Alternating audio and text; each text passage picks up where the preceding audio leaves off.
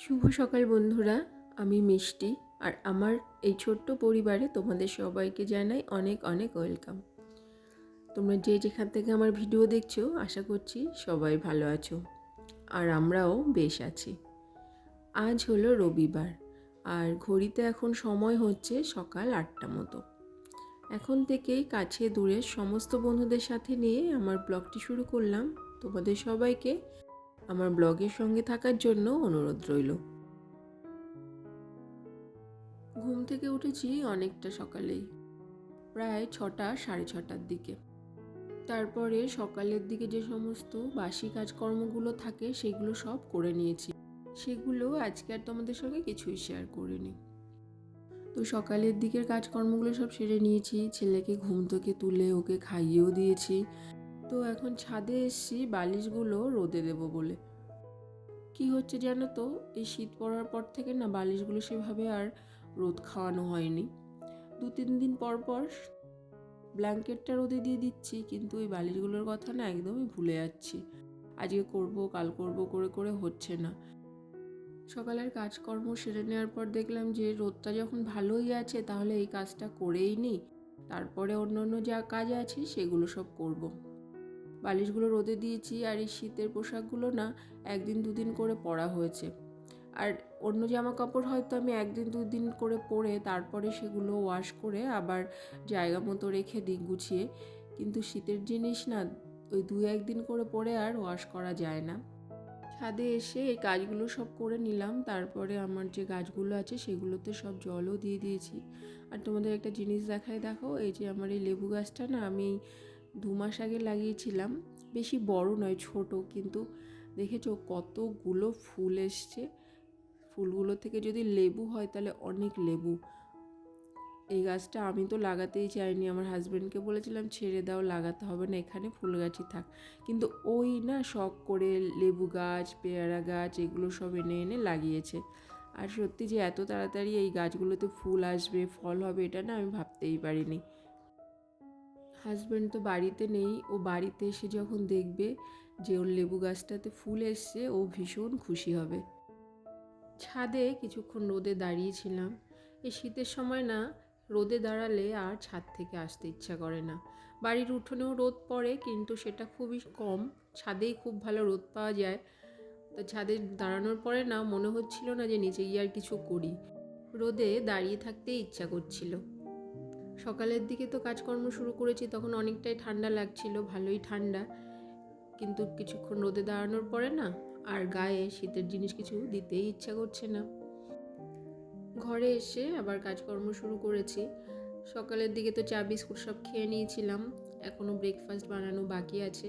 তাই ভাবলাম যে রান্নাঘরে ঢোকার আগে না বেডরুমের এই কিছু কিছু ডাস্টিংয়ের কাজ আছে সেগুলো করে নিই।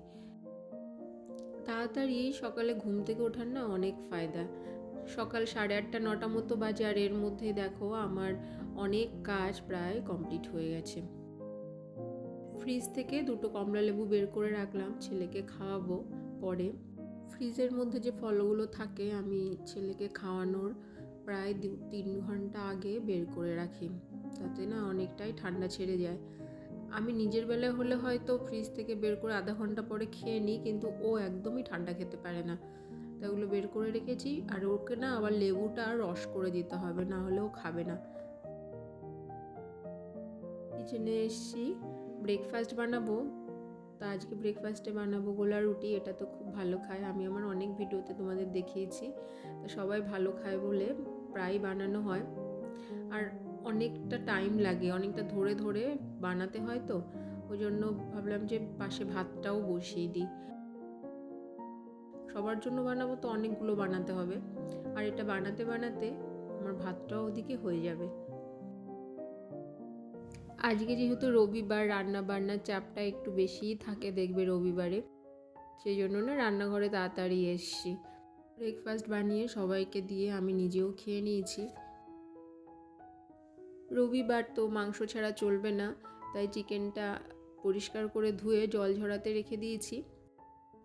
বাইরে উঠোনের রকে না একটু রোদ ছিল, তা সেখানে বসে সবজিগুলো সব কেটে, তারপরে যা মশলা করা হবে, পেঁয়াজ রসুন যা যা ছিল সব কিছুই কেটে টেটে রেডি করে রেখেছি। সব কিছু যদি রেডি করে রান্না শুরু করা যায় দেখবে তাহলে রান্নাটা অনেকটা তাড়াতাড়ি হয়ে যায়।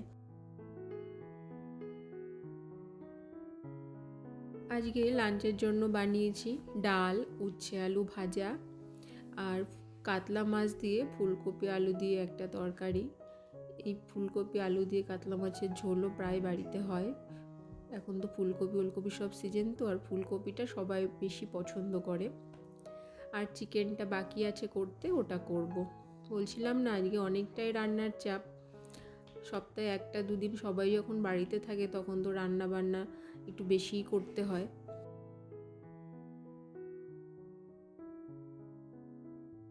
মাংসের জন্য দেখো সব কিছু কেটে কুটে রেডি, মশলাও রেডি করেই রেখেছিলাম সব আগে। এখন চিকেনটা রান্না করে নেব। চিকেনটা বানাতে তো অনেকটা বেশি টাইমই লাগে, এই জন্য সবার শেষে এটা করছি।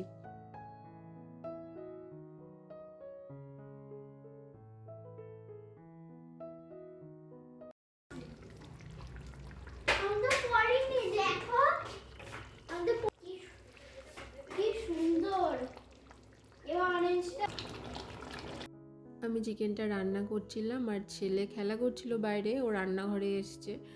আর চিকেনটা রান্না হয়ে গেছে প্রায়, ওটা দেখেই বলছে মা কি সুন্দর অরেঞ্জ অরেঞ্জ হয়েছে, মাংসের ঝোল দেখে বলছে। আর ওর তো মাংস ভীষণ পছন্দ।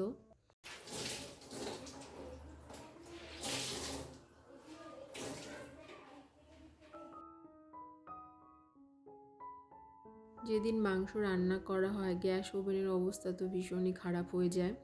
প্রতিদিন তো রান্নার পরে তো ডাস্টারটা দিয়ে মুছে নিই, কিন্তু যেদিন চিকেন বানানো হয় সেদিন ভালো করে সাবান লাগিয়ে ওভেনটাকে পরিষ্কার করে নিতে হয়, না হলে মাংসের ঝোল ফোটার সময় এদিক ওদিক ছিটকে গিয়ে এত বাজে অবস্থা হয়ে যায়, সেটা আর বলার মতো না। সকালের দিকে ছাদে বালিশগুলো সব রোদে দিয়ে দিয়েছিলাম, জামা কাপড়গুলো যেগুলো সব দিয়েছিলাম সেগুলো এখন তুলতে এসেছি। আজকে সকাল থেকে রোদটা কখনো খুব দেখছি তেজ হচ্ছে, আবার কখনো দেখছি রোদের তেজ কমে যাচ্ছে। সকালের দিকে ভীষণ ঝাঁঝালো রোদ ছিল, আর এখন দেখো মাত্র 12:30 মতো টাইম হয়েছে, তার মধ্যেই রোদের তেজটা অনেকটাই কম কম মনে হচ্ছে। তো বালিশ টালিশ জামা কাপড় যা যা ছিল সেগুলো সব তুলে তো নিচে দিয়ে এসছি। এখন এই মাদুরটা একটু ঝেড়ে তুলে দিলাম। এটা তো আবার আমার বেডরুমের ফ্লোরে পেতে দিই, না হলে না এত ঠান্ডার মধ্যে না খালি ফ্লোরে হাঁটা যায় না।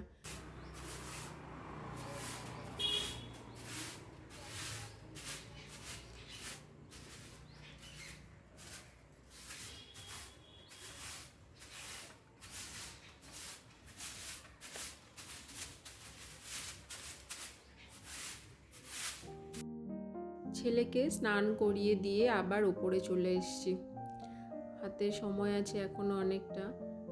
আসলে আমি প্রতিদিন না আমার স্নান করতে সেই 1-1:30 বেজেই যায়, তাই ভাবলাম যে এখনও সেই টাইমটা হয়নি, তাহলে এই কাজগুলো করি। সমস্ত কাজের ফাঁকে ফাঁকে না নিজের ঘর বাড়ি সমস্ত কিছুই পরিষ্কার পরিচ্ছন্ন করে রাখা উচিত। যত বেশি পরিষ্কার পরিচ্ছন্ন থাকবে, সব কিছু গোছানো থাকবে, তত বেশি দেখবে একটা লক্ষ্মীশ্রী ভাব বজায় থাকে। আর আমার বাড়িটা না একদম রাস্তার পাশে, তো ওই জন্য আমার ঘর বাড়ি এই ছাদের এই বসার জায়গা তারপরে সমস্ত কিছু ধুলোবালিতে বেশি নোংরা হয়ে যায়। আর বাড়ির পাশে প্রচুর গাছপালা, সেজন্য ছাদে অনেক পাতাও পড়ে। কিন্তু দেখো আমি কিন্তু যথেষ্ট চেষ্টা করি এইগুলোকে পরিষ্কার করে রাখার। কিছু জামা কাপড় কাচতে হবে, আজকে বেশি কাচাকাচির কিছু নেই। ছেলেরই কিছু জামা কাপড়, ওর জামা কাপড় তো প্রতিদিনেরটা প্রতিদিন কাচতে হয়, নোংরাও করে ফেলে প্রচুর। আর বাড়িতে আছে বলে খেলাধুলা বেশি করছে, তো ওই জন্য জামা কাপড়টা না বেশি নোংরা হচ্ছে। এখন ওর এইগুলো সব কেচে দিয়ে স্নানটা সেরে নেব। ছাদে এসেছি, রোদের তেজটা কম হয়ে গেছিলো, আবার দেখো রোদের তেজটা একটু বেড়েছে। জামা কাপড়গুলো মেলে দিয়ে ছাদে একটু চুলটা শুকিয়ে নেব। আজকে এত ধুলোবালির কাজ করেছি না, ঝাড়ু টাড়ু লাগিয়েছি, ধুলোগুলো সব উড়ে চুলের মধ্যে গেছে।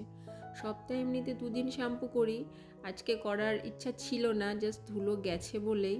আসলে আমার ভুল হয়েছে, মাথায় যদি কোনো একটা কিছু কাপড় বেঁধে নিতাম তাহলে আর এত ধুলোবালি যেত না। আর রোদে চুল শুকালে দেখবে ভীষণ ভালো হয়।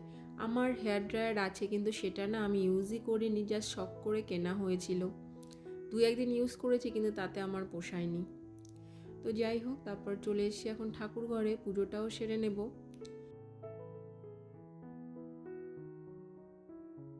তো আজকের মতো ভিডিওটি তোমাদের সঙ্গে আমি এ পর্যন্তই শেয়ার করলাম। আশা করছি তোমাদের ভালো লেগেছে। তোমাদের সঙ্গে দেখা হবে আবার নেক্সট ব্লগে।